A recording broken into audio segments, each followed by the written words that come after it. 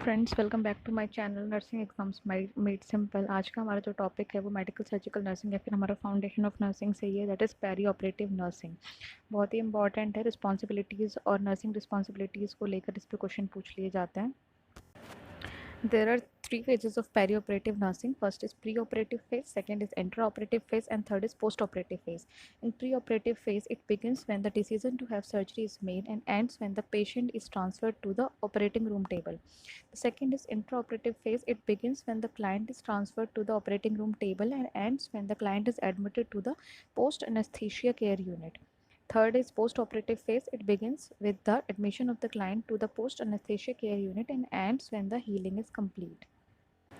In perioperative nursing, we start with the classification of the surgery. The surgery is classified as elective surgery, diagnostic, urgent or any emergency surgery, palliative surgery, or curative surgery. Surgical approaches have advanced to minimize the tissue trauma, duration, and anesthesia post-operative recovery time. There are like laparoscopic surgeries, use small incision or fiber optic instruments that formerly required larger surgical incision. Depends on the site. It requires, इसमें जो question पूछा जाता है वो ये है, ये वाला क्वेश्चन पूछा जाता है कि जो लेप्रोस्कोपिक सर्जरीज होती हैं उसमें कौन सी गैस यूज़ की जाती है इन्फ्लेट करने के लिए, विजुलाइज करने के लिए स्ट्रक्चर्स को इन द एब्डोमिनल कैविटीज। तो that is carbon dioxide. Carbon dioxide को यूज़ करते हैं हम to enhance visualization in the of the structures, particularly for the abdominal surgery. ठीक है, एब्डोमिनल इन्फ्लेशन जो होता है वो किससे होता है? कार्बन डाइऑक्साइड से होता है। तो क्लाइंट जो है आफ्टर सर्जरी में एक्सपीरियंस सम राइट शोल्डर और स्कैपुलर पेन। ठीक है, ये इंपॉर्टेंट है यहाँ पे। इसके अलावा हमारे पास क्या, रोबोटिक सर्जरी। रोबोटिक सर्जरी में भी हम लेप्रोस्कोपिक कैमराज यूज़ करते हैं that provide 3 dimensional view and robotic equipments. ये हेल्थ केयर प्रोवाइडर ही मैनिपुलेट करते हैं सर्जिकल ऑपरेशंस में। थर्ड जो टाइप है हमारे पास, वो हमारे पास एम्बुलेटरी सर्जरी होती है। एम्बुलेटरी सर्जरी जो है ओपीडी बेसिस पे भी हो जाती हैं और इनमें ना ये प्राइवेट सर्जिकल फैसिलिटीज़ होती है, फिर हॉस्पिटल्स में परफॉर्म की जाती है। डायग्नोस्टिक वर्कअप्स होते हैं, फिर डिस्चार्ज प्लान जो है हमारा वो सेम डे ऑफ सर्जरी पे हो जाता है। इनकेस अगर कॉम्प्लिकेशन कुछ हो रही है तभी हमें पेशेंट को एडमिट करना होता है वार्ड। हमारे लिए जो इंपॉर्टेंट है ना वो पेरी ऑपरेटिव नर्सिंग में इंपॉर्टेंट है हमारे पास जनरल नर्सिंग केयर हम क्या कर सकते हैं प्री ऑपरेटिव, इंट्रा-ऑप और पोस्ट ऑपरेटिव फेज़ में। तो पहले हम प्री ऑप और इंट्रा ऑप की बात करते हैं। सबसे पहले हमें क्या हिस्ट्री लेनी है पेशेंट की to the current health problems or factors related to surgery, anesthesia और recovery. Physical assessment करना है to identify any potential health problem, understand करना है disease को, treatment plan को, उसके emotional state को देखना है, coping skills को देखना है ताकि हम pre-operative teaching दे सकें patient को उसकी anxiety को reduce करने के लिए. Then we have to find out the comprehensive list of medication that the patient is taking, herbal medicine or any vitamin, over-the-counter agents for medical reconciliations. एक चीज़ जो बहुत इंपॉर्टेंट है प्री ऑपरेटिव फेज में हमारे पास, हमें है कंसेंट को check करना, हमें विटनेस करना है कंसेंट फॉर्म को। क्लाइंट के जो कंसेंट है वो सर्जन ही लेगा या फिर डॉक्टर ही लेगा। आपको सिर्फ उसको विटनेस करना है कि पेशेंट ने कंसेंट दिया या नहीं दिया, या पेशेंट कितना कैपेबल है उस कंसेंट को करने देने के लिए, या पेशेंट को कितना नॉलेज है उसको कि कंसेंट का मतलब क्या है, कंसेंट हम उससे क्यों भी ले रहे हैं। कंसेंट बहुत ही इंपॉर्टेंट है कोई भी प्रोसीजर या फिर कोई भी सर्जरी करने से पहले। इसमें जो हेल्थ केयर प्रोवाइडर है वो पूरा एक्सप्लेनेशन देगा सर्जरी के बारे में पेशेंट को, कि पेशेंट, और ये भी देखेगा कि पेशेंट जो है वो उस चीज़ को समझ पा रहा है या नहीं समझ पा रहा है। इसके बाद हमारे पास इंपॉर्टेंट जो है हमें आइडेंटिफिकेशन इंपॉर्टेंट है पेशेंट का। हम आइडेंटिफिकेशन बैंड बांध देंगे पेशेंट पे, उसमें एक्यूरेट जो है वो वेरिफिकेशन इंपॉर्टेंट है। ईच स्टेप ऑफ इसमें हमारे पास हम, आपने एक चीज़ पढ़ी होगी sign in time out sign out के बारे में, वो मैं अभी आपको बताऊंगी। वो बहुत ही इंपॉर्टेंट है पेशेंट का इंट्रा ऑप और पोस्ट ऑपरेटिव टाइम पे। एजेंसी पॉलिसीज़ फॉलो करनी है, ऑपरेटिव साइट को मार्क करवाना है, एक्सप्लेन करना है क्लाइंट को कि वो क्या करे टू वेरीफाई सेल्फ प्रोसीजर या फिर साइट न्यूमरस टाइम्स। हमें बार बार एज अ प्रिकॉशन उससे पूछते रहना है। हमें उसे एक्सप्लेन करना है सारा प्रोसीजर, उसको रीजंस देने के हम वो क्यों कर रहे हैं, उसको बताना है कि patient what to expect in operating room या post anaesthesia unit, in ICU including any equipment just like, हम उसे पम्प के बारे में बताएंगे या फिर वेंटिलेटर्स के बारे में बताएंगे।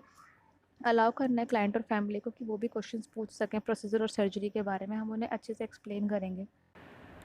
Allow and encourage the ventilation of feelings about diagnostic and surgery. Spiritual counselling provide करवाना है, प्री ऑपरेटिव टीचिंग देनी है पेशेंट को ताकि पोस्ट ऑपरेटिव कोई रेस्पिरेटरी कॉम्प्लिकेशन ना हो जाए, जैसे डायफ्रामेटिक ब्रीदिंग के बारे में बताना है, कफिंग टेक्निक्स बतानी है, इंसेंटिव स्पायरोमेट्री करवानी है, स्प्लिंटिंग या फिर टर्निंग टेक्निक्स बतानी है, एक्सरसाइज सिखानी है पेशेंट को to promote circulation after surgery, जैसे कि लेग एक्सरसाइजेज देनी है, डॉर्सिफ्लेक्सन या फिर plantar flexion, eversion, ambulation routines और आइसोमेट्रिक एक्सरसाइजेज बतानी है पेशेंट को।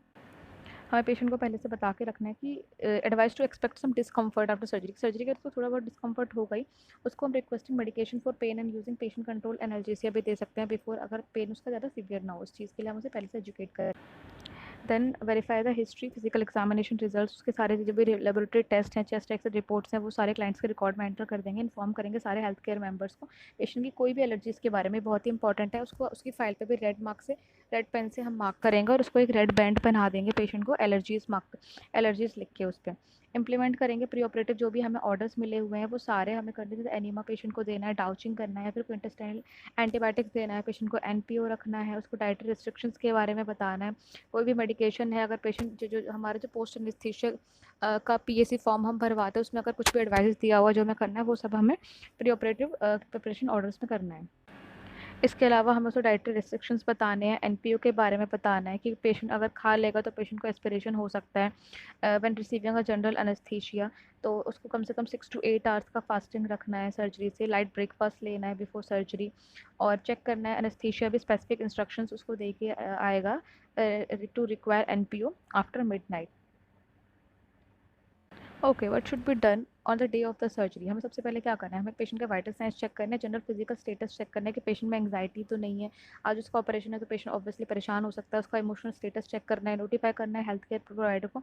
अगर क्लाइंट कोई भी एक्सप्रेस करता है सेंस ऑफ डूम या फिर उसका बीपी अनकंट्रोलेबल होता है, इंक्रीज हो जाता है, एंग्जाइटी बहुत ज़्यादा बढ़ जाती है, जितनी भी हमारी प्री ऑपरेटिव चेकलिस्ट हमें मिली हुई थी सबको कंप्लीट करना है, हमें कंसेंट फॉर्म चेक करना है, प्री ऑपरेटिव जितने भी टेस्ट हमें कराने थे वो सब हमें करा के उसकी रिपोर्ट उसमें लगानी है, आइडेंटिफिकेशन बैंड अपना चेक करना है, एलर्जी बैंड्स चेक करने हैं, पेशेंट का हाइजीन मेंटेन करना है, कोई भी प्रोस्थेटिक जैसे कि डेंचर्स है, कॉन्टैक्ट लेंस, कोई भी विग है उस सबको रिमूव करना है, और अगर कोई कंप्रेशन डिवाइस पे ऑर्डर किए गए हैं लगाने के लिए तो वो सब कुछ लगाने हैं। अगर प्री ऑपरेटिव ऑर्डर्स में हमें कोई भी ट्यूब इंसर्ट करने के लिए बोला गया तो जैसे कि एनजी ट्यूब डालना है, फिर कैथेटर डाल के भेजना है, या फिर कोई इंट्रावेनस लाइन डाल के भेजनी है, तो वो सब हमें अरेंज करनी है, लगानी है। और प्री ऑपरेटिव मेडिकेशंस अगर हमें कुछ देनी है जैसे लाइक प्रोफाइलेक्टिक एंटीबायोटिक है तो उसका हमें टेस्ट डोज देना होता है, तो एएसटी करेंगे पहले, देन विद इन 1 आवर हमें उस पेशेंट को फुल डोज देना है, कोई भी एंटी एंग्जाइटी मेडिसिन ओपियोइड है ये सब देंगे। इंश्योर करना है सेफ्टी बिफोर एडमिनिस्ट्रिंग मेडिकेशन, इस चीज़ को देखना है। इंट्रा ऑप में हम किस चीज़ का ध्यान रखेंगे, हम सबसे पहले जो क्लाइंट को एडवोकेट की तरह रोल निभाएंगे during intra operative phase, identify करेंगे क्लाइंट को। आइडेंटिफिकेशन बार बार इंपॉर्टेंट है, ऑपरेटिव साइट इंपॉर्टेंट है, अपने सारे मेंबर्स ऑफ टीम मेंबर्स हैं, ऑपरेटिंग रूम है, उनके साथ में हम ये चीज़ें दो चीज़ें आइडेंटिफाई करेंगे। फिर कंप्लीट प्री ऑपरेटिव चेकलिस्ट को चेक करेंगे, स्किन प्रिपरेशन चेक करेंगे, मॉनिटरिंग डिवाइस लगा लेंगे पेशेंट में, यूरिनरी कैथेटर लगा देंगे, उसकी एंग्जाइटी को थोड़ा कम करेंगे, पेशेंट को पोजीशन और ड्रेप करेंगे, एनेस्थीसिया इंडक्शंस के लिए प्रिपेयर करेंगे। एनेस्थीसिया इंडक्शंस में क्या 4 स्टेजेस होती हैं, ये थोड़ी सी इंपॉर्टेंट है, ऐसे ही पढ़ लेना। स्टेज 1 में क्या होता है, पेशेंट ड्राउजी हो जाता है, कॉन्शियसनेस लूज करते हैं सबसे पहले। स्टेज 2 में एक्साइटमेंट होने लगता है, ब्रीदिंग इरेगुलर होती है। स्टेज 3 में वाइटल साइंस और रिफ्लेक्सेस डिप्रेस हो जाते हैं, ऑपरेशन शुरू जब हम करते हैं। स्टेज 4 में रेस्पिरेटरी डिप्रेशन जो है कंप्लीट हो जाता है। तो ये क्वेश्चन एक बार आया था कि स्टेजेस ऑफ एनेस्थीसिया में सबसे लास्ट स्टेज में क्या होता है, तो क्या होता है, रेस्पिरेटरी डिप्रेशन होता है। प्री ऑप और इंटर ऑप हमारे पास हो गया। अब जो पोस्ट ऑपरेटिव रूम होते हैं, जब पेशेंट ऑपरेशन होने के बाद हमारे पास पोस्ट एनेस्थेटिक केयर यूनिट में आता है या फिर वार्ड में शिफ्ट कर दिया जाता है, तो उस टाइम पे हमारी इंपॉर्टेंट क्या क्या चीज़ें हमें ध्यान रखनी है। फर्स्ट हमें सबसे पहले क्या ध्यान रखना है, पेशेंट पेटेंसी ऑफ एयरवे और पेशेंट का ऑक्सीजनेशन स्टेटस को ध्यान रखना है। जैसे पोस्ट एनेस्थेटिक पेशेंट उसमें आता है तो वो उसमें गैग रिफ्लेक्स नहीं हो पाता, वो स्वेलिंग रिफ्लेक्स नहीं होगा, तो हमें पेशेंट को क्या करेंगे, हम उसे उसका जो हेड है वो एक साइड में टर्न कर देंगे ताकि वो पेशेंट को एस्पिरेशन ना हो, उसका पल्स ऑक्सी लगा के रखेंगे ताकि हम उसका ऑक्सीजनेशन स्टेटस पता चलता रहे। बेसलाइन वाइटल साइंस चेक करेंगे, ब्रेथ साउंड चेक करेंगे, कोई क्रैकल रोंका ये सब तो नहीं है। लेवल ऑफ कॉन्शियसनेस चेक करेंगे पेशेंट का, जो ट्यूब्स पेशेंट में लगी हुई है उसकी पेटेंसी वगैरह चेक करेंगे, ड्रेनेज चेक करेंगे कि जो ट्यूब्स लगी हुई हैं, ड्रेन्स लगे हुए हैं पेशेंट को, उसमें कैसा फ्रेश ब्लड आ रहा है, या फिर तो अगर या फिर कितना वॉल्यूम है ब्लड का, ज़्यादा वॉल्यूम है तो हम फिर डॉक्टर को इन्फॉर्म करेंगे। यूरिन आउटपुट बहुत ही इंपॉर्टेंट है, इनटेक आउटपुट का बहुत ज़्यादा ध्यान रखना है, ये डायरेक्टली कोरिलेट करता है हैमरेज से। अगर पेशेंट को हैमरेज हो रहा है तो यूरिन आउटपुट उसका कम होने लग जाएगा। उसके अलावा हमें फिर एक्सटेंट ऑफ वुंड हीलिंग देखना है, जो हम इनिशियल पोस्ट ऑपरेटिव पीरियड में नहीं कर पाते, लेकिन 1-2 दिन के बाद हमें कॉम्प्लिकेशंस चेक करनी है, पोटेंशियल कॉम्प्लिकेशंस क्या हो सकती हैं। इमीडिएट केयर हम क्या दे सकते हैं पोस्ट एनेस्थीसिया केयर यूनिट में, हमारे लिए इंपॉर्टेंट यही है कि हमें एयरवे मेंटेन करके रखना है, रेस्पिरेशंस को चेक करना है, साइड लाइन पोजीशन देनी है पेशेंट को, नेक को स्लाइटली एक्सटेंड करना है ताकि एस्पिरेशन ना हो या फिर एक्यूमुलेशन ऑफ म्यूकोसिक्रेशंस ना हो। अगर आर्टिफिशियल एयरवे है तो उसको बार बार सक्शन करना है, ओरल कैविटी को भी करना है टू रिमूव सक्रेशंस, ऑक्सीजन को एडमिनिस्टर करना है, ऑक्सीजन सेचुरेशन चेक करना है। आर्टिफिशियल एयरवे है तो उसमें तब तक रखना है जब तक कि पेशेंट में गैग रिफ्लेक्स वापस नहीं आ जाता। पेशेंट का रेट, रिदम और symmetry of chest movement check करना है, ब्रेथ साउंड है, पल्स ऑक्सीमीटर, बिहेवियर है, कलर ऑफ म्यूकस मेम्ब्रेन है, कफिंग टेक्निक्स सिखाने, उसको डीप ब्रीदिंग एक्सरसाइज सिखाने जैसे पेशेंट पार्टिसिपेट करने लग जाता है। सर्कुलेशन को प्रमोट करना, जितना हो सके उतना हमें अर्ली एम्बुलेशन करना है पेशेंट का, मतलब विदिन 24 आवर्स, मतलब आफ्टर 24 आवर्स हमें पेशेंट को एम्बुलेट करवाना है, उसे बेड से बिठाना है ताकि सर्कुलेटरी कॉम्प्रोमाइजेस ना हो सकें। हार्ट रेट को मॉनिटर करना है, रिदम, ब्लड प्रेशर चेक करते रहना है every 5 minutes initially, then 15 minutes के लिए। पेरिफेरल सर्कुलेशंस पे ध्यान रखना है, अगर पेशेंट का कोई जैसे कि ब्लैक का ऑपरेशन हुआ है और उस पर बैंडेज हो रखा है तो हमें पेरिफेरल सर्कुलेशन का ध्यान रखना है, हमें उसका colour, temperature, presence of pulse, motor, sensory functions check करना है, कैपिलरी रीफिलिंग देखनी है, ताकि ये साइंस है पुअर सर्कुलेशन के लिए। मॉनिटर करना है sign and symptom of haemorrhage के लिए, हमें ब्लड प्रेशर चेक करना है, पेशेंट का हाइपरटेंशन ना हो, पल्स रेट चेक करना है टैकीकार्डिया के लिए। पेशेंट को अगर हैमरेज हो रहा है तो उसके साइन हो सकते हैं, पेशेंट को टैकीकार्डिया होगा ऑपरेशन के बाद और उसका ब्लड प्रेशर है वो डिक्रीज होता जाएगा। ठीक है, वुंड ड्रेनेज को देखना है, स्वेलिंग और एक्सपेक्टोरेशन ऑफ ब्लड को देखना है, ये हमें रेस्पिरेटरी ट्रैक्ट के बारे में बताएंगे। Science of haemorrhage immediately doctor को इन्फॉर्म कर। पेशेंट का एम्बुलेशन नहीं होगा तो पीनस थ्रोम्बोएम्बोलिज्म हो सकता है, इसके लिए प्रोफाइलैक्सिस करना है, हमें उससे प्रिस्क्राइब एंटीबायोटिक्स देखने हैं, जैसे कि पेशेंट में हम क्लैक्सिन स्टार्ट कर देते हैं अगर पेशेंट ज़्यादा मतलब हैवी पेशेंट है, अर्ली एम्बुलेट नहीं कर सकता। इसके अलावा हम कुछ डिवाइसेस यूज़ कर सकते हैं, डीकम्प्रेसिंग स्टॉकिंग्स दे देते हैं पेशेंट को, एंकल पंपिंग मशीन से एक्सरसाइजेस सिखा सकते हैं, या फिर सबसे इंपॉर्टेंट है अर्ली एम्बुलेशन करो अगर परमिटेड है तो। ठीक है, न्यूरोलॉजिक स्टेटस चेक करेंगे, पेशेंट का लेवल ऑफ कॉन्शियसनेस है, पिपुलरी ब्लैंक, गैग रिफ्लेक्सेस है, मोटर और सेंसरी चेंजेस चेक करेंगे, ये हमें सीएनएस डिप्रेशन के बारे में बताएंगे। नेक्स्ट जो हमारे पास आता है वो वुंड केयर आता है। आइडेंटिफाई करेंगे लोकेशन और साइज ऑफ वुंड क्या है, कलर कंसिस्टेंसी क्या है। जैसे पेशेंट हमारे पास आता है, हम हमें जो उसको ड्रेन लगे हुए हैं ड्रेन्स को चेक करेंगे, क्योंकि वो ड्रेन जो है वर्क करते हैं by the flow of gravity. Dressing है, वुंड ड्रेसिंग को चेक करेंगे, उसका टाइम या फिर उसका डेट उस पर सर्कल करते जाएंगे, जो भी ड्रेनेज हमें उस पर ड्रेसिंग पर दिख रहा है। री करेंगे पोस्ट ऑपरेटिव ड्रेसिंग। मान लो अगर आपकी जो फर्स्ट ड्रेसिंग है वो फर्स्ट ड्रेसिंग जो है वो सोक हो जाती है तो आप क्या करोगे, उस ड्रेसिंग को हटाओगे ही नहीं, उसको रीएनफोर्स करोगे पोस्ट ऑपरेटिव ड्रेसिंग, जब तक कि हेल्थ केयर प्रोवाइडर आके उसको देख ना ले। जो सर्जिकल इंसिजन लगा हुआ है उसके लिए उसको टीच करेंगे कि कैसे वो उसे बेड पे कैसे बैठना है, कैसे स्टिच को स्प्लिंट करना है, कैसे क्लीन और ड्राई ड्रेसिंग बना के रखने हैं, ये सब कुछ पेशेंट को। जो हमारे पास ड्रेन्स होते हैं ना, जो ड्रेन्स फ्लूड है ड्रेसिंग में हमें दिखाई देगा, वो 4 तरह का दिखाई देता है। फर्स्ट हमारे पास जो है वो तो सीरियस फ्लूड होता है, सीरियस फ्लूड होता है क्लियरली वाटरी फ्लूड है, जैसे कि आपको स्पेंडेज पे दिखाई दे रहा है, ऐसा ही फ्लूड, ऐसा ही इमेज हमें दिखाई देगी उस फ्लूड की। ठीक है, इसके बाद हमारे पास सेकंड जो आता है वो प्रूलेंट फ्लूड होता है। प्रूलेंट जो इन्फेक्शियस हो जाता है, ठीक येलो ग्रीन या फिर 10 ब्राउन कलर का फ्लूड होता है। ठीक है, ये इन्फेक्शियस होता है जैसे कि इसमें दिखा रखा है। थर्ड हमारे पास जो है वो सीरो सैंग्विनस है। सीरो सैंग्विनस जो है वो पेल रेड और वाटरी है, मतलब मिक्सचर है ये से क्लियर और रेड फ्लूड का, ऐसे बैंडेज में दिखाई देगा। इसके अलावा अगर फ्रेश ब्लीडिंग है, सैंग्विनस जो होता है वो ब्राइट रेड इंडिकेट करता है एक्टिव ब्लीडिंग। अगर ऐसे करके आपको ड्रेसिंग नजर आ रही है तो ये क्या है, एक्टिव ब्लीडिंग को दिखा रहा है। कॉम्प्लिकेशंस में आपको डेसिजन्स के बारे में ध्यान रखना है, प्रोटेक्ट करना है क्लाइंट को कि उसको वुंड एजेस है वो सेपरेट ना हो जाए या फिर एविसरेशन हो जाता है जिसमें जो एब्डोमिनल ऑर्गन्स हैं उस इंसिजन से बाहर निकल जाते हैं। पेशेंट को सुपाइन पोजीशन में ही रखना है, साइड को स्टेराइल टॉवल से कवर करके रखना है। बाय अगर एविसरेशन हो जाता है, फिर डेसिस हो जाता है, तो आपको क्या करना है, आपको कुछ नहीं करना, आपको जो साइट है उसको नॉर्मल सलाइन से एक स्टेराइल टॉवल लेना है, उसको नॉर्मल सलाइन से गीला करना है, देन पेशेंट को उस सुपाइन पोजीशन में रख के उसको ढक के रखना है, एंड देन आपको हेल्थ केयर प्रोवाइडर को इन्फॉर्म कर देना है। ट्यूब्स और ड्रेन्स का केयर करना है, आपको पेटेंसी बना के रखनी है, ट्यूबिंग की ग्रेविटी, नेगेटिव प्रेशर सब कुछ चेक करना है, अटैच करना है ट्यूबों को अप्रोप्रिएट कलेक्शन कंटेनर में, नेगेटिव प्रेशर बना के एम्प्टी करना है एज रिक्वायर्ड। स्पेशली जब 2/3 फिल हो जाता है तो हम उसको एम्प्टी कर देते हैं कंप्रेस करके पोर्ट्स को, ताकि नेगेटिव प्रेशर बना रहे और सर्जिकल एसेप्सिस बनी रहे। मॉनिटर करना चाहिए, इनटेक आउटपुट बहुत ही इंपॉर्टेंट है, हमें अमाउंट और कलर जो भी आ रहा है उसको मॉनिटर करते रहना है और मेंटेन करना है। इनटेक आउटपुट और इलेक्ट्रोलाइट्स की नीड बना के रखनी है, आईवी थेरेपी देनी है एज ऑर्डर, हमें इनटेक आउटपुट करना है, इलेक्ट्रोलाइट्स इम्बेलेंसेस को भी चेक करना है। ये सारे आपके नर्सिंग रिस्पॉन्सिबिलिटीज़ हैं और यही इंपॉर्टेंट है, बस आपके एग्जाम में बस यही आता है और कुछ भी नहीं आता। कंफर्ट और इमोशनल नीड्स का भी ध्यान रखेंगे, पेशेंट का कैरेक्टरिस्टिक्स ऑफ पेन क्या है, इंटेंसिटी क्या है, लोकेशन क्या है, ड्यूरेशन क्या है, उसके प्रेसिपिटेटिंग फैक्टर कौन से, उसके हिसाब से हम क्या करेंगे, पेन मैनेजमेंट करेंगे। मेडिकेट करेंगे पेशेंट को पेन रिड्यूस करने के लिए, उसको कफिंग टेक्निक सिखाएंगे, पेशेंट को बाय नेम बुलाएंगे, ओरिएंट करेंगे प्लेस से, री करेंगे, अगर उसको पीसीए पंप लगा हुआ है तो उसके बारे में सिखाएंगे कि कैसे वो वर्क करेगा।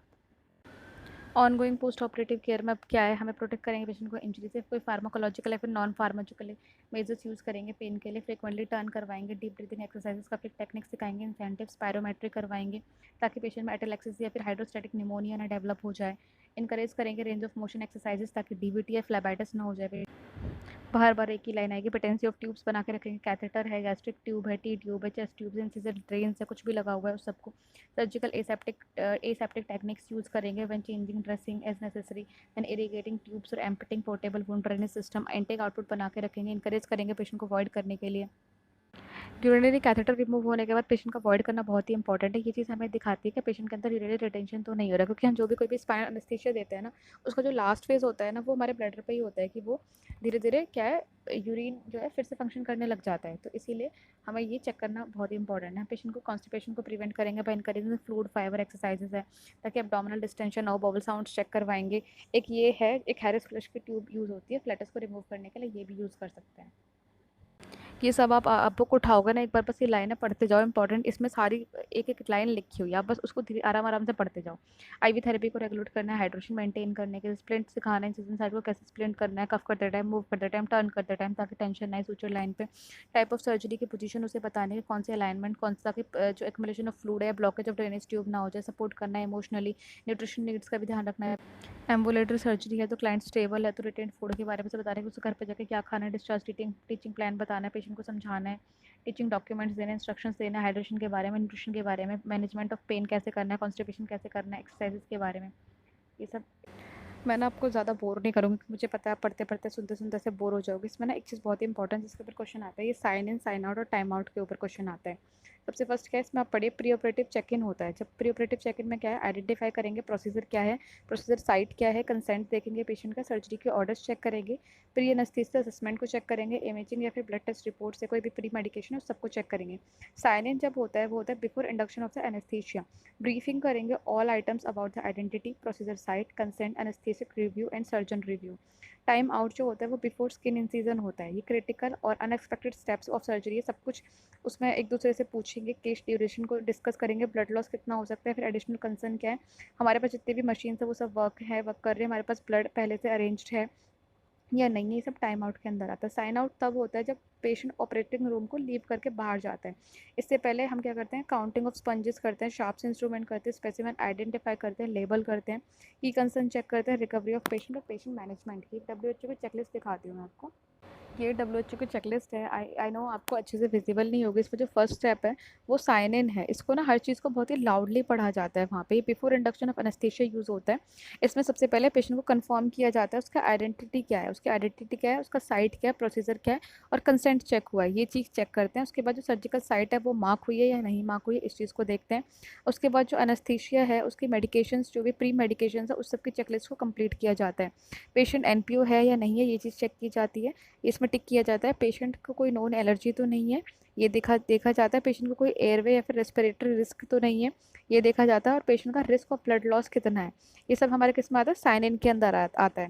दूसरा हमारे पास जो है टाइम आउट है। टाइम आउट जो है हमारा, उसको भी लाउडली करते हैं। ये होता है before start of surgical interventions या फिर इंसिजन देने से पहले यूज़ करते हैं। इसमें जो है सारे मेंबर्स हैं वो आपस में बात करते हैं, वो देखते हैं कि उन्होंने पेशेंट को इंट्रोड्यूस करा है, वो सब पेशेंट का नाम और उसका अपना अपना रोल बताते हैं इंट्रोड्यूस करने से पहले। जो सर्जन, एनेस्थेटिक और रजिस्टर्ड प्रैक्टिशनर या फिर नर्स होते हैं वो वर्बली कंफर्म करते हैं कि पेशेंट का नेम क्या है, प्रोसीजर क्या होने वाला है, साइट क्या है उसकी, ये सारे। और वो एंटिसिपेट करते हैं सारे क्रिटिकल इवेंट्स को कि कितना ब्लड लॉस हो जाएगा, कोई स्पेसिफिक इक्विपमेंट्स मेजरमेंट या कुछ इन्वेस्टिगेशन हमें करवाना है या नहीं करवाना, जो साइट है वो प्रिपेयर है या नहीं है, हमें हमारे पास ब्लड जो है वो पहले से अरेंज है। एनेस्थीसिस्ट जो होते हैं वो क्या करते हैं कि कोई स्पेसिफिक कंसर्न तो नहीं है पेशेंट को लेकर, या उनका जो पेशेंट का ASA ग्रेड होता है उसको चेक करते हैं, पेशेंट की मॉनिटरिंग इक्विपमेंट्स है हमारे वो वर्क कर रहे हैं, सपोर्ट कर रहे हैं नहीं कर रहे हैं।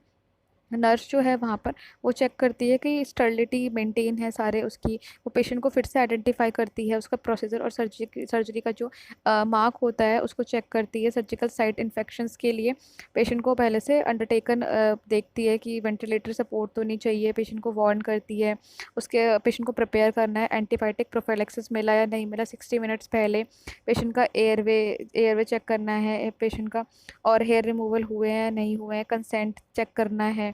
ठीक है, ये सारा हमारे किसमें था, टाइम आउट के अंदर आता है। साइन आउट जो होता है वो बिफोर एनी मेंबर ये बाद में है जब सारे मेंबर्स लीव करते हैं ऑपरेटिंग रूम को। इससे पहले है जो रजिस्टर्ड प्रैक्टिशनर होता है या फिर जो सर्जन एनेस्थेटिक या फिर जो नर्स होती है वो सब इसको चेक करते हैं, पेशेंट को ये फिर से आइडेंटिफाई करते हैं, फिर से चेक करते हैं कि ऑपरेशन सही हुआ है, साइट ठीक है या नहीं है, पेशेंट रिकवरी के लिए ठीक है, पेशेंट के वाइटल स्टेबल हैं।